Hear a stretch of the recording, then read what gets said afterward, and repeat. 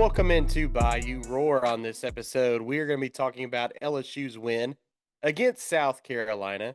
And then we're going to be going over all of just the crazy things that have happened in college football throughout week 7. But of course, we have to start with LSU's 20-10 win over the South Carolina Gamecocks. And look, this was not a pretty game by any means. This was a game where obviously, you know, you had a lot of opportunities just to take this one handily, honestly. I mean, you had a chance to put them away early, you had a chance to put them away often, and time after time, you were unable to do that. And you kind of just scraped away with another win that honestly you need to thank your defense for a lot, because without them putting on a show and putting on a clinic against Lenora Sellers on Saturday night, I mean, you would not have had a shot in the dark at winning this one.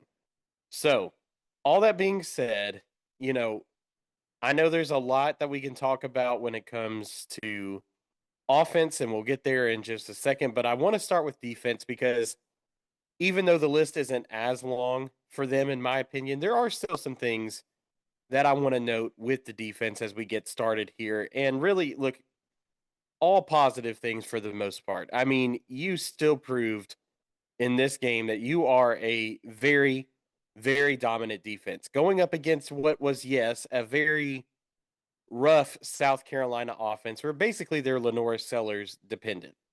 Like, if it wasn't for Lenora Sellers, South Carolina really doesn't have a chance to move the football at all. They just don't. When you look at their offense, Nick Harbor is still a weapon that they are kind of trying to figure out how to develop, it seems like. Jordan Rogers kept mentioning it several times on the broadcast that, like, he's got all of this speed, but yet he's still learning how to actually, like, play the wide receiver position. Doesn't seem like they have a running back that they yet trust to really be their every down back, or even a back that they can trust for, like, 70-80% of the snaps. So this is an offense that is dependent on their quarterback, and for good reason. He's one of the best in the SEC. But you held him to 124 yards passing and only 19 yards rushing. Like, honestly, give your defense a huge hand if you're an LSU fan, because we know what Lenora Sellers is capable of. Even in a down year like South Carolina is having this year, Lenora Sellers is more than capable of carrying this team offensively on his back. Like, he can do that easily. And you held him down very, very well. You still prove that you have one of the best secondaries in the country, with Mansour Delane just absolutely being an animal in coverage. I mean, they even tried to test him on a 4th and 1 or a 4th down, sorry, and that went absolutely nowhere. And I don't even know why you tried to test him on that. But there was even other throws that went his way that just, I mean, he was sticking right to his guy. So you still prove that you have a phenomenal secondary that's capable of making plays. TaMarcus Cooley had some mistakes, but he came up with an interception. DJ Pickett came in on a cornerback blitz. Like, this secondary is phenomenal and playing at an extremely high level. I mean, I've already said several times throughout the year that DBU is back. This is just another game that continues to prove how back DBU really is for LSU this season. Now, on the other hand, your rush defense also played pretty well for the most part. You were able to hold them down pretty well in terms of just, containing most of their runs. I know they had the 72-yard, long rushing touchdown, but that was mostly just, Harold Perkins and one of the Weeks brothers, I think. They saw, emotion that typically would signal that South Carolina is going to throw it to the flats to their tight end. So they over pursued that and allowed really the middle to be wide open, which allowed South Carolina to run right up the middle. And then TaMarcus Cooley had a chance to make a tackle and he just missed. And then they were able to take it the rest of the way for a touchdown. So even on the long touchdown run, that was something of more of just like a, hey, we over pursued this and we just left this open, more than like an actual, like, hey, we just couldn't tackle and bring him down on that play. And I will say this, tackling was a little bit rough on the night. I think that was really my only note, and not just on LaNorris Sellers, because we know LaNorris Sellers is going to do his thing. He's a hard quarterback to take down, whether he's scrambling around or sitting still in the pocket. He does not go down easily. And so we knew that that was going to be a challenge all night, but it just seemed like there were several times where they just struggled to tackle here and there, and they just, didn't play their cleanest football on that night. But even so, you still had a dominant performance. Again, only 124 yards passing, and even the 193 rushing yards that they gave up. I mean, you take out that 72-yard touchdown run that, limits them down even more. I mean, either way, very, very good defensive performance. Very few notes really from me, other than just the tackling could be a little bit better, only because over the next couple weeks, you've still got to face Diego Pavia and an offense that's going to motion around a lot, do a lot of movement, a lot of eye candy. You're going to have to make sure you tackle well against them. Obviously, when you face Marcel Reed, you're going to have to make sure you tackle and bring him down. And then after your bye week, you've got to play Ty Simpson. And look, Ty Simpson isn't the most elusive runner in the world, but man, when he gets out in space, he can be difficult to tackle if you're not on the ball. So, just, the next 3 games that you have, you're going to be facing quarterbacks that are really good at using their legs and escaping trouble. And if you're not tackling well, you could end up having a lot of trouble over the next 3 games. So that's why I only bring that up, is because yes, LaNorris Sellers may be your toughest test of the year because of just how freakish he is in that regard. But at the same time, you've got to continue to shore up that tackling. And again, this is the worst tackling performance, honestly, that I've seen from LSU's defense all year. So it's not like this is just a ring the bell alarm type of thing. This is just a, hey, I noticed this in this game. We just need to shore that up a little bit going forward. But other than that, this defense is still incredible. It's still one of the top units in college football. They are absolutely your driving force right now, and that has continued to be awesome to see. So defensively, again, very, very few notes, just that one note really. But I mean, for that to be the only note that you have leaving a game, I think you feel really good about where this defense is just through halfway through your schedule now. So obviously they are still the unit to be proud of. Offensively, though, is still the unit that's got some things that are raising red flags. And look, I will sit here and fully admit that there were some good things that happened on Saturday with this offense. Garrett Nussmeier threw for 254 yards, had 2 touchdown throws. Garrett Nussmeier looked the healthiest that he's looked all year. The velocity was back on the throws. I mean, he just looked more comfortable overall. It just seemed like he was back in a rhythm. And look, I've talked about it a little bit before. There was a lot of media people that were trying to swing this narrative of, well, he's not really hurt. They're just dropping 8 into coverage and it's making it really difficult for him. And look, that definitely is a problem. I'm not saying that that is an easy thing to overcome, but you just watched the throws that he was making and you knew something wasn't right with him. But you look at the throws, even the throws that he missed on Saturday against South Carolina, in particular, the one to Nick Anderson in the corner of the end zone, which should have been pass interference. Like, that ball was placed just about perfectly, right over the shoulder. It's either Nick Anderson's going to catch it or it's going to go out of bounds. Dude from South Carolina drags him down. How there wasn't a penalty on that, I don't know. But that was one of the best throws I've seen Nussmeier make all year long on an incompletion. And then, of course, you have the Caden Durham throw where he like slings the rock through the toughest window imaginable. I mean, threads the eye of, somebody said he threaded the eye of like 7 needles, and like that might have been just about accurate. That was one of the toughest throws I have seen a quarterback make. And Garrett Nussmeier did that on Saturday night. And you see the talent that Garrett has sometimes, and you just go, holy smokes, that dude can throw the ball if he really is locked in and healthy. And that's the thing. He looked, and it just seemed like he felt a lot healthier on Saturday, despite obviously some ankle problems maybe a little bit with that knee too coming back around, but the torso seems to be completely behind him now, and he looks a lot more comfortable throwing. And again, maybe some of that narrative of dropping 8 was true, but it just seems like when he's healthy and he's able to get full velocity on this stuff, he is absolutely capable of slinging it like the Garrett Nussmeier we've seen before. Then as for the rushing offense, Caden Durham ends with 70. Jawan Johnson gets 66.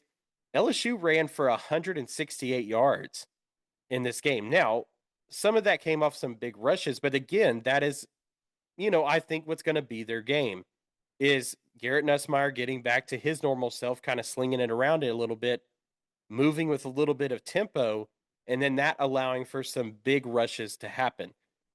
This LSU rushing attack is never going to be a rushing attack that's going to get you 4 or 5 yards a carry. They're just not. They're not going to be that consistent run game. But when you run it nearly 30 times and eventually you hit a couple of home run plays, Caden Durham had a 23-yard run. Jawan Johnson had a huge 56-yard run. Garrett Nussmeier added a 21-yard run. Like, when you get big chunk runs like that, that helps your offense, even though, yes, you may not be the most consistent running the football right now. At least you still can get some of those plays to go in your favor now and kind of work out for you. So I definitely thought that that was a sign of some good stuff. I mean, again, at this point, you just have to kind of settle for the fact that you're not going to have a traditional rushing attack that you would like to see from LSU.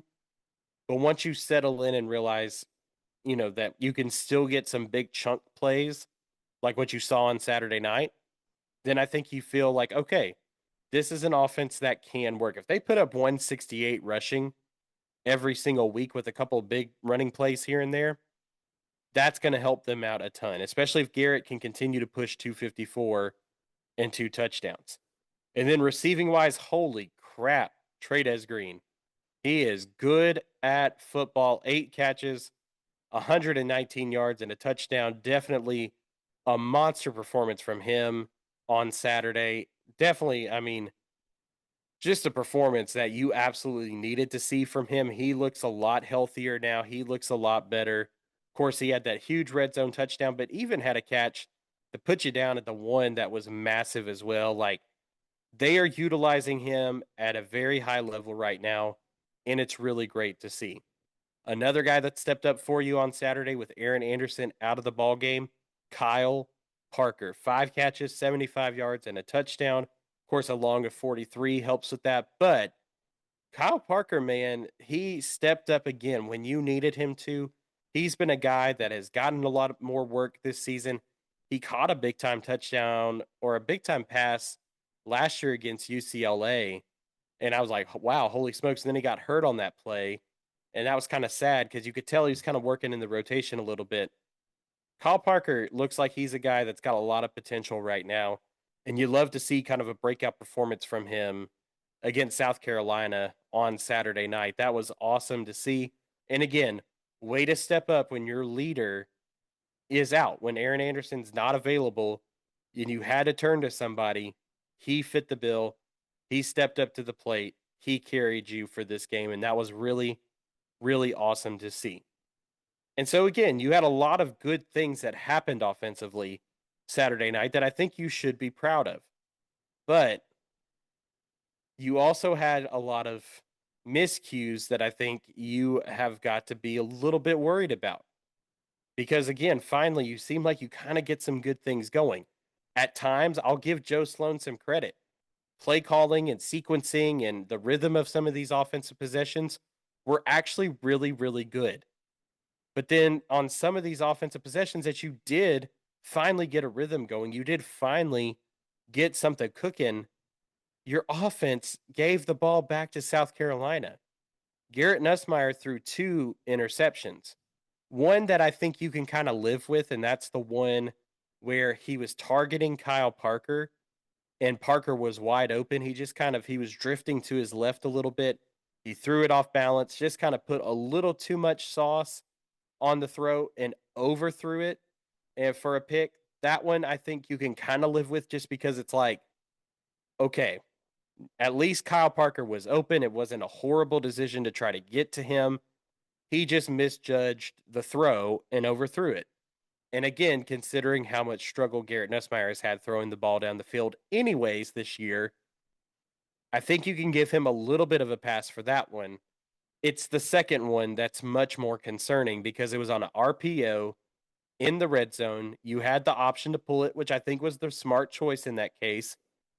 But then he threw it to Trey'Dez Green, who was, yes, going towards the end zone, but he had a guy hanging right behind him and a safety right next to him. And I think Nussmeier was just feeling himself. I think that was the case. I think he was feeling how things had been going.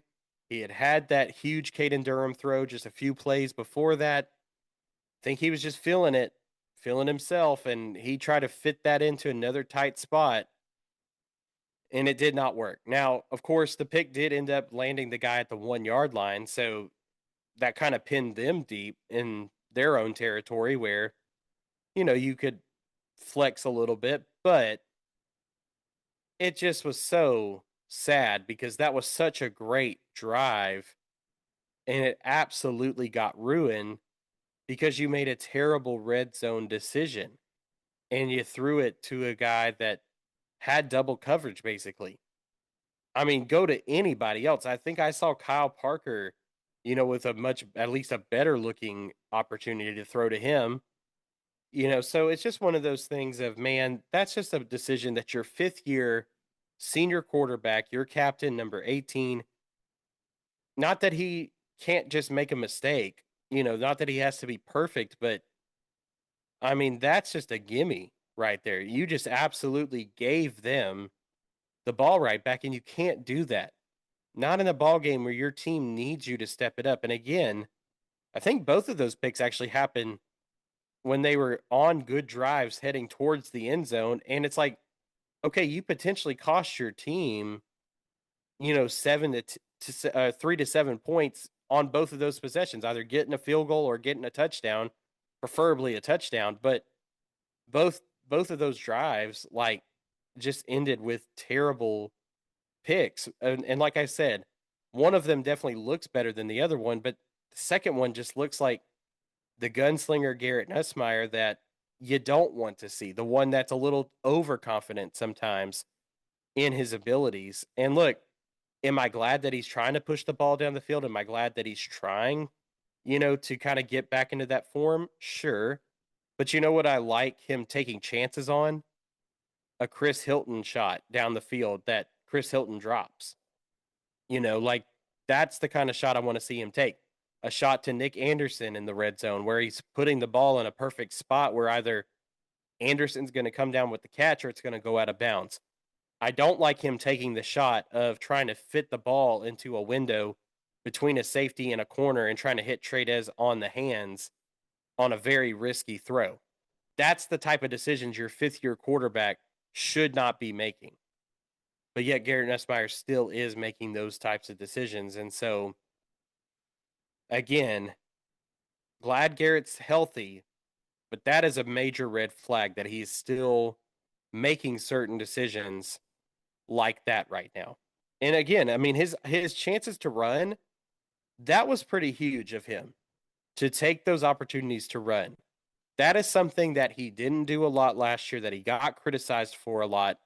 And that 21-yard especially was very very cool to see because you knew how much he was hurting at that point. Something was wrong with either his ankle, his knee, something. He was not feeling good. And yet he continued to make that run for 21 yards well after he passed the first down marker. And look, he did that because that's the kind of effort he was willing to give against South Carolina on Saturday night. And that kind of stuff is cool to see, but not the interception in the red zone. That's the kind of stuff we got to cut out.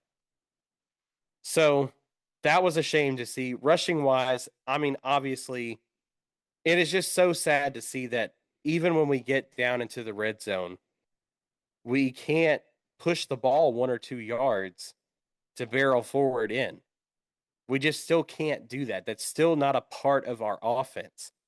We can't just hand the ball up the middle to Caden Durham, push 2 or 3 yards, and get in for a touchdown.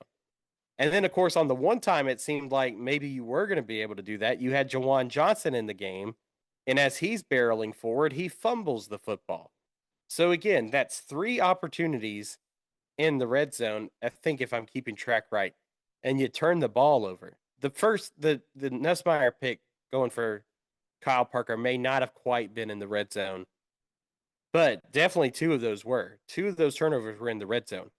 And then there was a third time you got down to the 1 yard line and you couldn't push forward and get a touchdown. You tried a Nussmeier sneak, which was a terrible decision because, again, he was on a bum ankle. That didn't work out. And then you just could never punch it into the end zone, so you had to settle for a field goal. Wasted possession after wasted possession in this ball game to go put up 7. And again, this is a game that you could have won handily if you had not made those crucial mistakes, or if you could have just pushed the pile forward for a couple yards and gotten a touchdown. But no, that's just not something that seems like it's going to happen. And it just is a big shame because it's like Caden Durham is a good running back. Jawan Johnson showed this year that he's got some talent. He's just still kind of working on being a running back. And Harlem Berry's shown some great flashes this year too. I mean, for a limited running back room, they've shown some good flashes of stuff. But that's the thing, right? I mean, at the end of the day, they're only going to go so far because you can't get them the push that they need when they need it. And so that's just, oh my gosh, so bad to see. And of course, again, that goes back to some of this play calling and decision making where it's like, dude, why did you decide to call a quarterback sneak when that wasn't what you needed to do? So it's just a little frustrating at times to see them repeating those mistakes. And receiving wise, there's not really too many notes I can make, but just this. Chris Hilton drops a wide open shot. I know it was a little bit behind, maybe, but like behind by a yard, not like behind what you saw at Ole Miss. I mean, if you're Chris Hilton, you got to catch that pass, and that's the thing. I feel like, while you're seeing some great bright spots like Kyle Parker emerge, while you're seeing Trey'Dez Green be awesome, and you're seeing Aaron Anderson when he's healthy and playing be incredible. Like, where are some of these other guys, like Nick Anderson, like Chris Hilton, like Barian Brown? I know they've got to get the ball thrown to them to have a chance at making plays, but like Chris Hilton drops a huge play. This was supposed to be one of the biggest strengths of your team is this receiving core, and like you're kind of relying on just a handful of guys. Now, I agree with some people that I think they're still rotating in way too many guys in the receiving room. I think Destin Hill's been checking in a lot and all this stuff. And it's like, not saying he's a bad player or anything, but you really need to limit this core down to the guys you trust the most at this point. I mean, you're 6 games in, you're halfway through the season. You should, at this point, be able to know, hey, here's the 4 to 5 guys that we're just going to run with, and that's it. Barring an injury to Aaron Anderson or one of these other guys, potentially. Here are the guys that we're just going to stick with.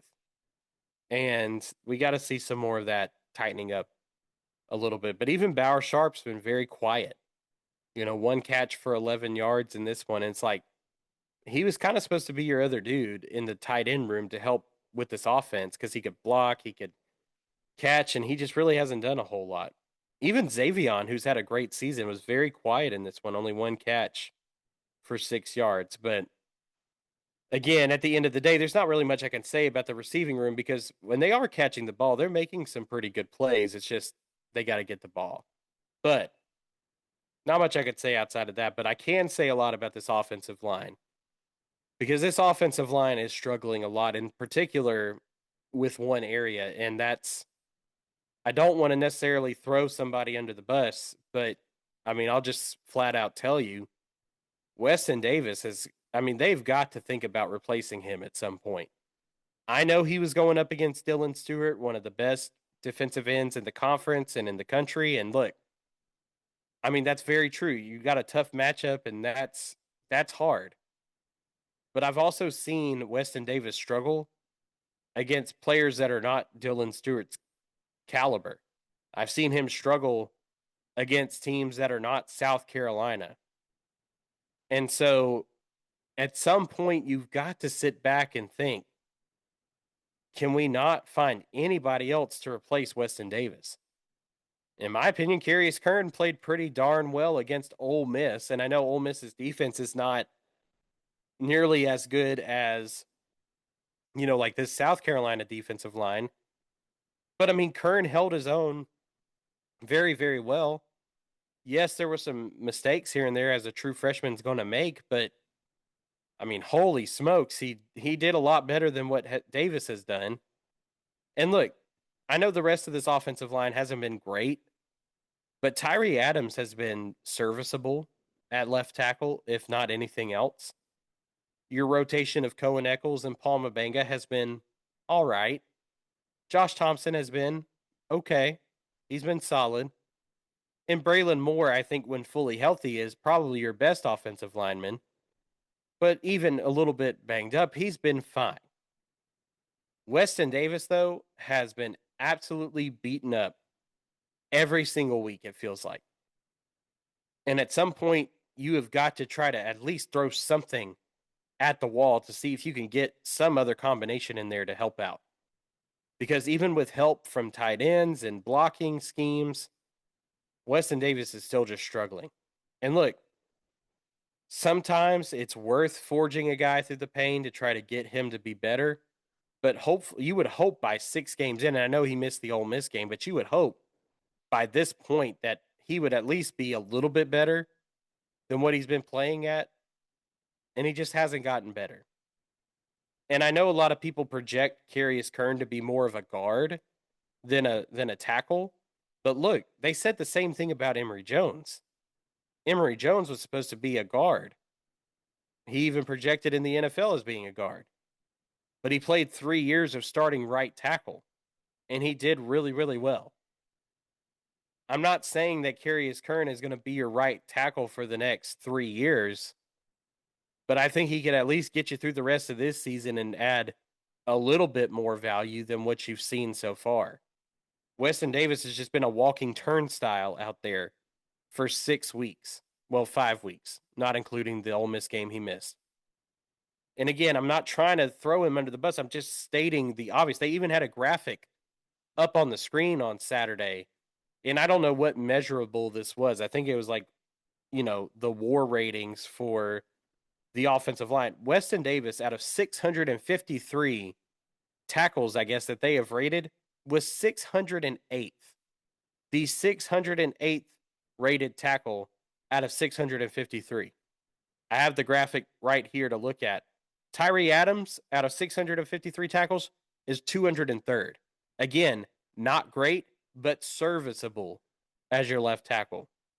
And look, Cohen Eccles, I don't think is really fair. 714th out of 925 guards. I mean, he's rotating with Mabenga. So, Moore surprises me because he's 143rd out of 945 centers. But here's the big thing. Josh Thompson, as much flack as he has gotten this year, he's ranked 66th of 925, I guess, right guards or just guards. I mean, that's not too bad, honestly. So again, I'm not just trying to throw Weston Davis under the bus. This whole offensive line has struggled for sure. But Weston Davis has been your biggest problem area. And at some point, you've just got to think about replacing him at some point. Because if you want to get this offense going, you're eventually going to have to turn that spot over to somebody else. Because he's not doing it. You've got 5 games of film to kind of solidify that. So it's sad because I felt like at the beginning of the year against Clemson, he did okay. But it just seems like he's gotten worse and worse as the season has gone along. So look, I'm ringing the bell for Carius Kern at this point because I think he's the type of guy that can push you to at least a more competitive level. So, and that's all I'll have to say about the offensive line. But I will say this too for play calling. Like I said, for the most part, it was much, much better in this one. The sequencing was much better. Just overall play calls. I felt like they had so many more solid offensive possessions, even on the ones that ended in turnovers, even on the ones that didn't result in points. The majority of your drives were actually sustained for a long enough time where you got your defense some rest, which is huge because that's what you need. You know, you can't expect an offense to always go out there and put up 3 points or 7 points or whatever, but you can expect for them to go out there and at least pick up a couple first downs, run some clock, and give your defense some time to rest. And with the defense at the caliber that you have, I mean, that's going to be the key moving forward here is to do that kind of stuff. So I liked that, but there was still some drives where I just felt like, what are you doing? The first drive, you go 3 and out again. Like, what? Why can we not start fast? Like, why can we not script up an opening drive that can actually go down the field and score? Or just at least, like I said, pick up a couple first downs. Same thing with another drive right after Xavier Thomas did put you in very bad position, yes. You know, by catching a punt that he shouldn't have caught, or at least he should have just fair caught it. He went backwards, got you pinned deep in your own territory, and you run up the middle twice, and then you try to take a deep throw to Trey'Dez Green. And you had picked up some positive yardage on those runs, and it was just like, hey, why don't you just try to make a play to go for the sticks? Like, if you're going to take a shot through the air anyways, try for the first down, not the home run play to Trey'Dez Green. I don't know if you're just trying to get them off guard or what, but it just didn't make much sense to me. I was like, okay, that's a 3 and out now. We didn't run any clock. It's the fourth quarter. You know, it's still a tight ball game. Like, why are you just not trying to pick up the first down in that instance? You know, like, again, certain times I like the aggressiveness. Several of those deep throws that Nuss tried to connect with were after they had kind of moved the chains a little bit and he had gotten some momentum. And then he tried to pin Chris Hilton deep. Then he tried to pin, you know, Nick Anderson deep on early down plays, not third down and long, like on a first down play. They try to do that. And it's very frustrating.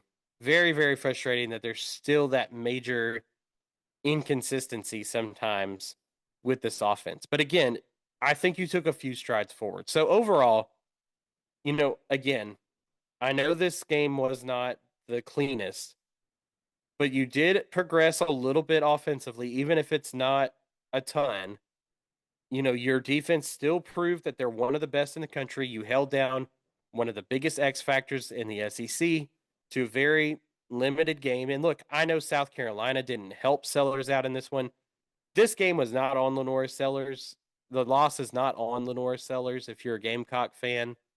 Like, Lenora Sellers did all that he could to try to keep you afloat, and your team just let him down time and time again with just terrible penalties, undisciplined play. Like, it was just an awful game for the South Carolina team. But Lenora Sellers did all he could, and you still held him down, which was awesome. But at the same time, here's the thing. Your offense still has some major question marks, some things that they've got to fix because you've got some tough games up ahead. And this was probably the last game you could truly just lean on your defense to win because South Carolina's offense was banged up and really badly bruised. Several offensive linemen out. I think one even got hurt in the middle of the game. Like, this was kind of the last game your defense could truly just flex their muscles and kind of win for you. Moving forward, you're going to have much more solid offenses to face. Even Arkansas, Taylen Green, is a veteran quarterback with a lot of playing experience, good playmakers around him. I know Arkansas has not been great this year. That's still an offense that has Bobby Petrino, and they can cause you some problems potentially too. So you've got to play Pavia in a decent Vanderbilt offense. You've got to play Marcel Reed in an okay A&M offense. You've got to play Ty Simpson in an Alabama offense that's really clicking right now. Like, there's just going to be a lot of teams now moving forward in the next couple games that you're not really just going to be able to lean on your defense to win for you. You're going to have to play truly complementary football. I know Brian Kelly keeps saying that and keeps annoying everybody, But that's the truth. You have got to back up your defense. And if you can't, this season is going to go down south very, very fast. But a win is a win. And honestly, after the week 7 that we had, getting a win was probably one of the biggest things that you could have done on Saturday. But I want to talk about what happened on Saturday across college football and just give you my thoughts on everything that happened.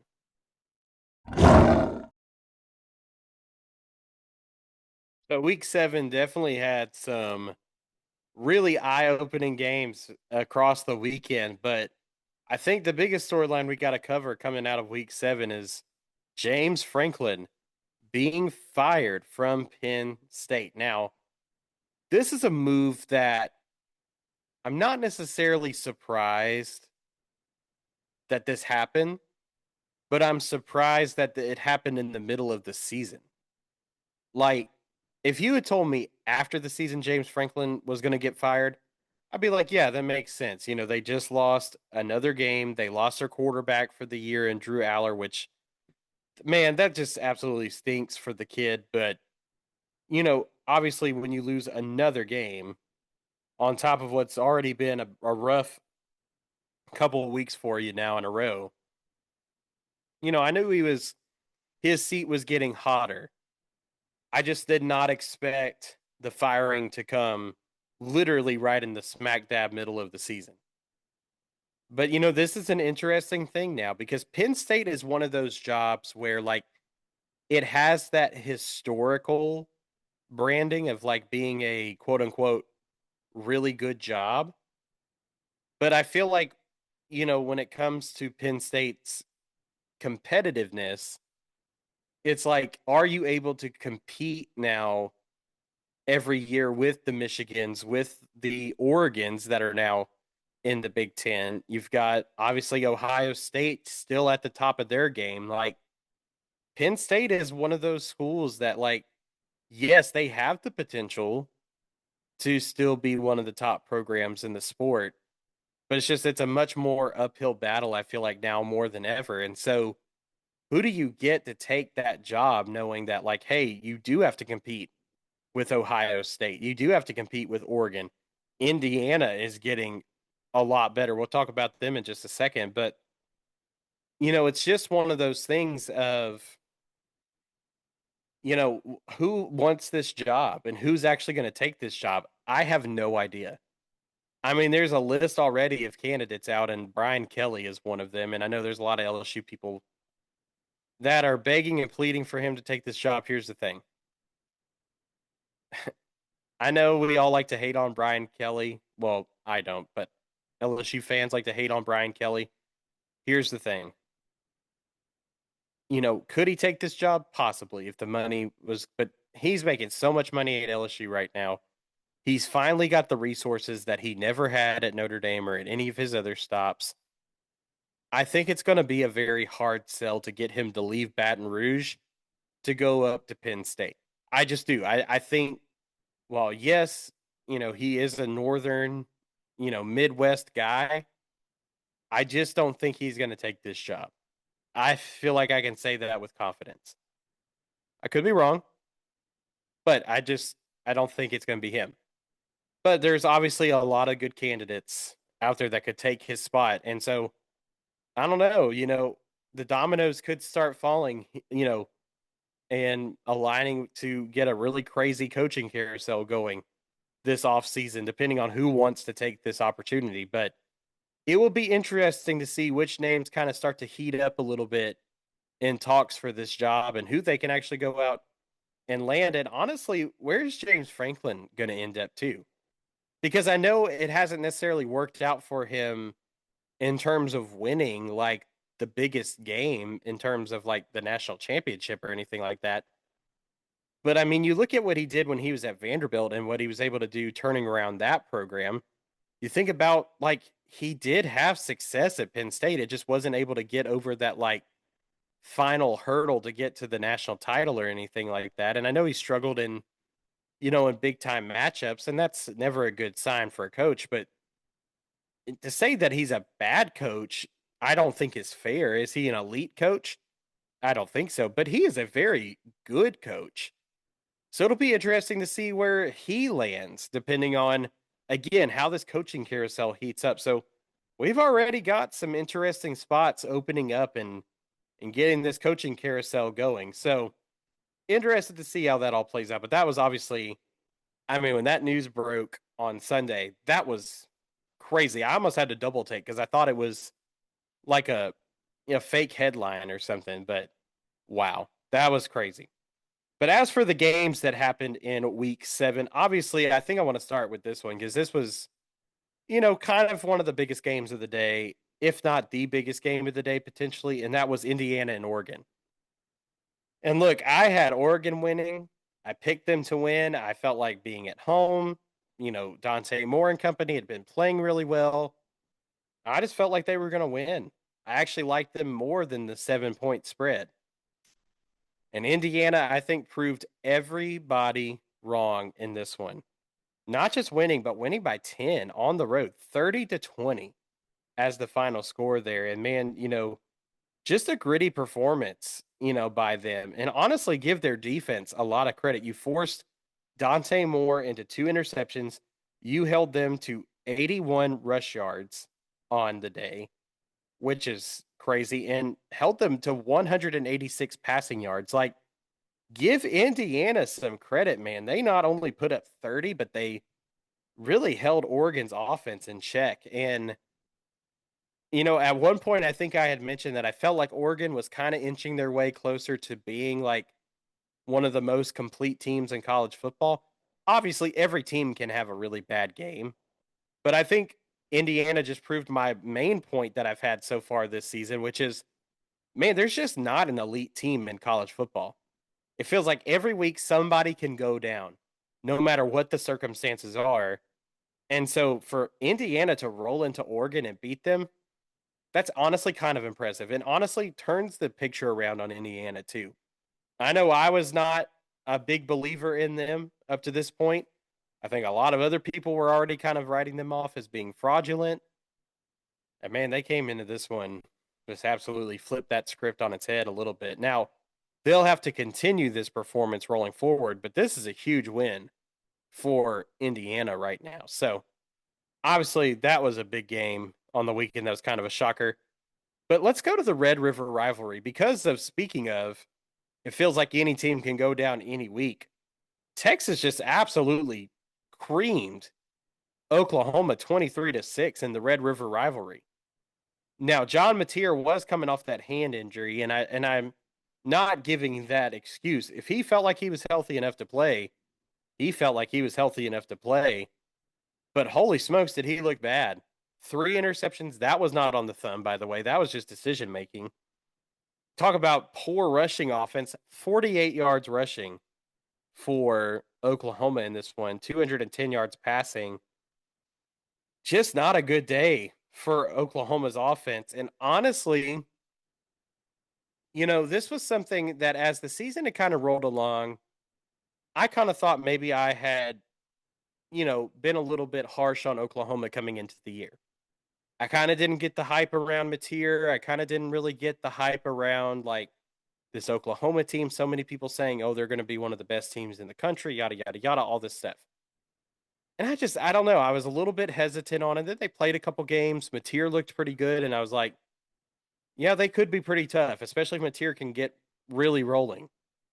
And then this one, man, he just showed really bad decision making, which again, that's more something that's like, yeah, you can have a bad game. I mean, DJ Lagway threw 5 picks against LSU and came back and beat Texas. Like, crazy things can happen, but like, that's not a great sign. If he's just throwing 3 picks and the way those picks look too were really bad. And so, again, where do you go if you're Oklahoma? Because it's not like Arch Manning had this world beater performance. I mean, he had 166 yards passing and a touchdown, no picks, which was good. 21 of 27, pretty efficient throwing the football. I mean, it was really Wisner that carried, Texas in this one, 94 rushing yards. Incredible there. You got a special teams touchdown too, which was really good for them, added that. But it's just, it's not like Texas was just out there like absolutely going crazy. They just outwilled you in this one. They really did. And so now it's like, well, how do you evaluate Oklahoma now? How do you evaluate John Mateer? Again, is it just one bad game, like a DJ Lagway thing? Or is this a sign of things to come? I'm not sure. He's already had some pick problems, throwing some wild interceptions every game. Is this just another sign of things to come? I don't know. But all I know is this, I don't necessarily know if this means Texas is a great team moving forward. Again, it felt like they more so just kind of outwilled Oklahoma than anything else.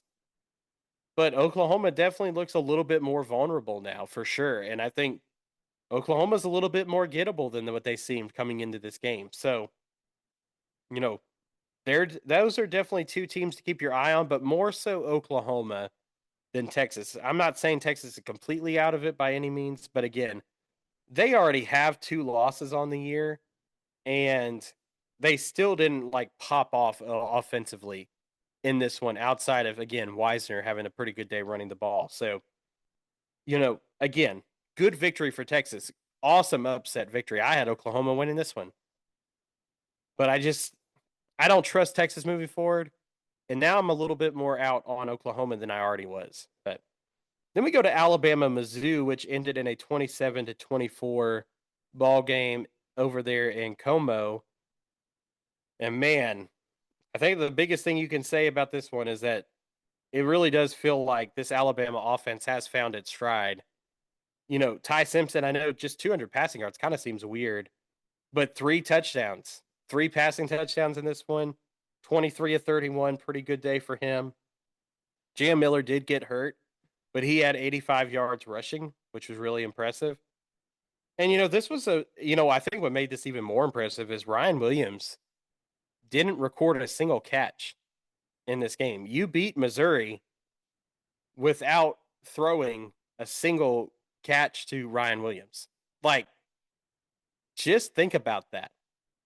Now, again, 27-24, this was a tight ball game, but I mean, man, Alabama's offense is finding its stride, which is, good for them. Their defense is still a little bit up or down, and I still think there's at times their offensive line just doesn't play super well against teams that are really good at creating pressure. They really struggle with that kind of stuff. But Ty Simpson and the receivers and the running backs, they are pretty good.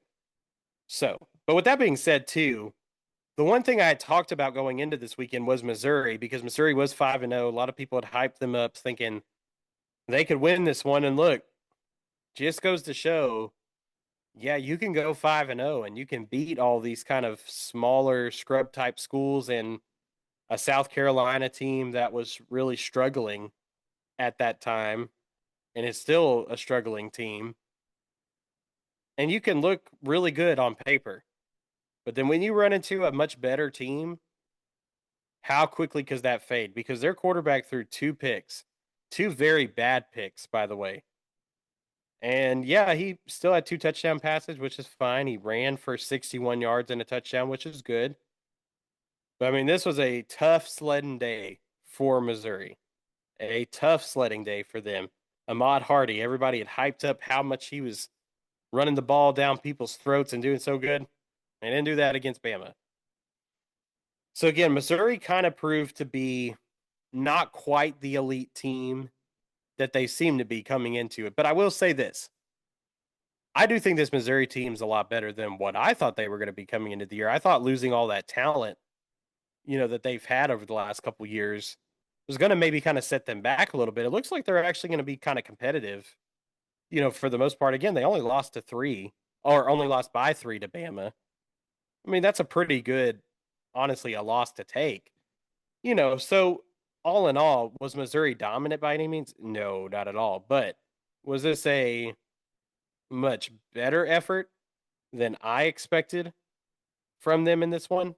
Absolutely, I think it was. So, Missouri is, definitely competitive. I just don't think they're an elite team in the SEC. Not what everybody was thinking coming into this game, at least. Then Georgia, man, they squeaked one out against Auburn on Saturday at Auburn. And look, Jordan-Hare is an extremely tough place to play, especially with a young quarterback like Gunnar Stockton. And look, things looked like they were going south for Georgia real fast until that Jackson Arnold fumble, which, look, I think it was a fumble, but everybody can disagree if they want to. Everybody's got different opinions on it. But that Jackson Arnold fumble at the goal line really is what turned all the momentum around. Everything was going Auburn's way until that happened. And then once that happened, everything started to swing in Georgia's favor. And they came storming back and they took this one 20-10. Give Georgia a lot of credit because that is not a tough place to play. Or that is a tough place to play. That is not an easy place to win in. And they went on the road and took the victory. So, very, very impressive win for Georgia. Again, I still think there's a lot of question marks with Georgia. Their defense is very young. Gunnar Stockton is still developing. But this is still a good Georgia team that you cannot count out quite yet from being competitive for anything right now. And then, man, how about like maybe one of the biggest upsets of the night, which was USC beating Michigan 31-13. And I didn't see that one coming. I didn't even predict this game because I didn't really think of it much as a matchup. But I mean, Michigan, golly, not looking too good right now. 4-2 on the year now. Bryce Underwood, 207, 2 touchdowns, an interception. Not great, but not terrible either. And look, I mean, it just seemed like, golly, USC had a guy run for 158. I mean, that'll about do it, won't it? So, golly, they just kind of got whipped around all night. Michigan did. So, not a good look for them. But the last game I want to talk about is this A&M Florida game, which A&M, I know they won 34-17. This was the interesting game of the weekend for that I said to watch because we've got A&M coming up in a couple weeks. And I'll say this. It seems like the last couple weeks, A&M has been in some dog fights with Mississippi State, who's severely less talented than them. They kind of pulled away late. And then in this one, it was a 24-17 ball game for a long time with Florida. By the way, a Florida team that was basically down like half of their regular defenders. I mean, almost half their defense was out on injury. And still, we're kind of checking A&M. A&M just kind of pulled away at the end to go up 34-17. I've told you almost all year, if you've been listening, I don't trust Marcel Reed all that much. I think he's gotten better as a passer and all that. But I don't trust him. I don't trust this A&M defense. Everybody keeps saying this A&M defense is elite and all that. I don't think it really is as elite as people think. And I think this LSU game in a couple weeks is going to be very interesting. Because as long as, I mean, forbid anybody gets hurt against Vanderbilt significantly, but if LSU's defense is healthy going into that one, LSU may cause some problems for this A&M team. I'm just saying. I know they've had some impressive victories and some impressive outings over like Notre Dame and stuff like that. But I'm just saying the last 2 weeks against teams that are significantly less talented on paper than them, they have struggled with. And I don't think that's a good outlook for them moving forward. I could be wrong, as, anybody always can be. But I'm just telling you, I don't think they are as elite as they seem to be. Same with Ole Miss, who also struggled against Washington State this weekend. I'm already calling my shot, calling them frauds, but I'm not saying A&M is a fraud.